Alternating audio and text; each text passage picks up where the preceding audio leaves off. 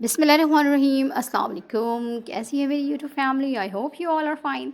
आज मैं आपके लिए जूसी चटखारे मज़ेदार चटखारे की बोटी की रेसिपी लेकर आई हूँ कि बहुत जल्दी और झटपट तैयार हो जाती है और मुंह में घुल जाती है।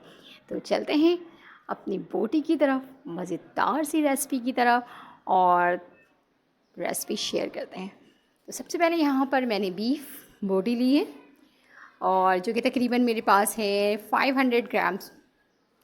और इसको मैंने अच्छी तरह से इसकी चर्बी वगैरह निकाली है। कुछ जो है वो चर्बी नहीं है, वो रिवाज वाली जो बोटी होती है वो भी है इसमें, ठीक है, लेकिन हड्डी बिल्कुल भी नहीं है, बोनलेस है ये।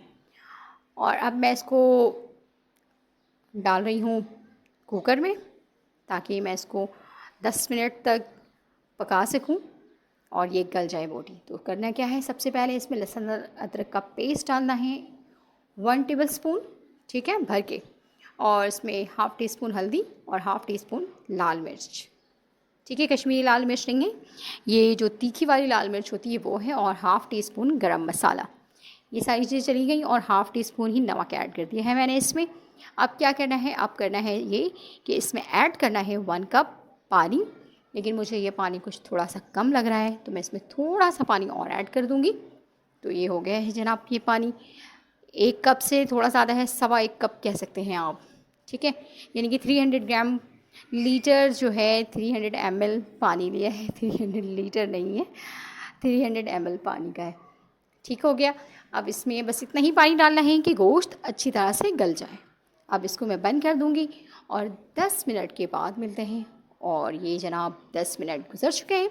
ये देखें, ज़बरदस्त जो बोटियाँ हैं वो गल गई हैं, पानी बिल्कुल खुश्क हो गया है। और मैंने इस तमाम बोटियों को ट्रांसफ़र कर दिया है बाउल में।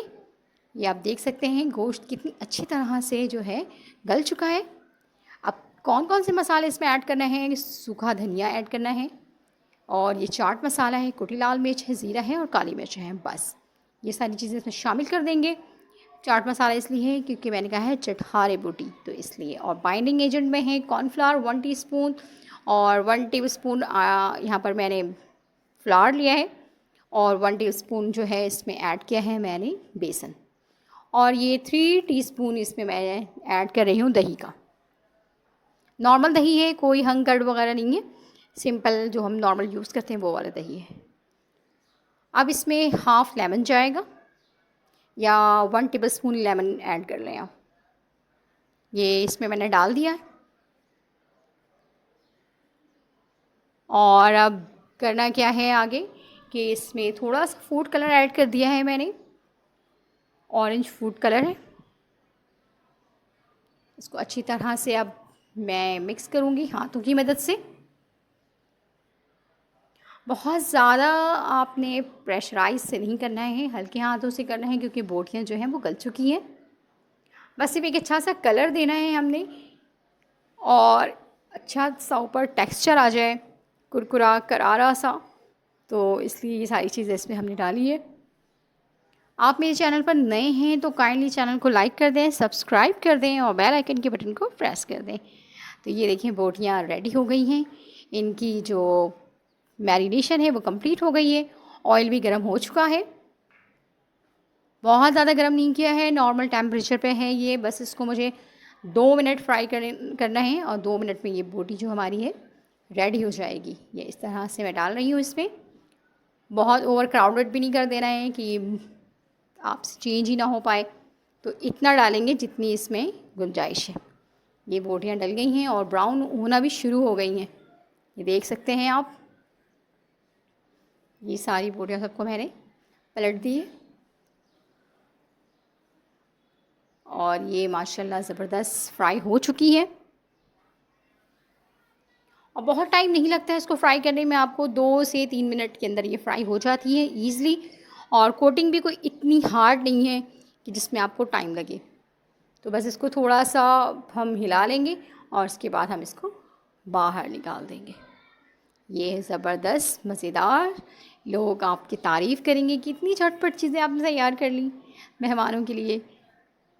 मेहमानों को सर्व कीजिए। आज बहुत सारी मैं ऐसी कबाब की रेसिपी मैंने बताई है, मेरे चैनल पर मौजूद है। और ये देखिए माशाल्लाह अल्हम्दुलिल्लाह बहुत खूबसूरत लग रही है ये बोटियाँ, मुझे तो बहुत पसंद है। आप भी ट्राई कीजिएगा और अपना फ़ीडबैक देना बिल्कुल ना भूलिएगा।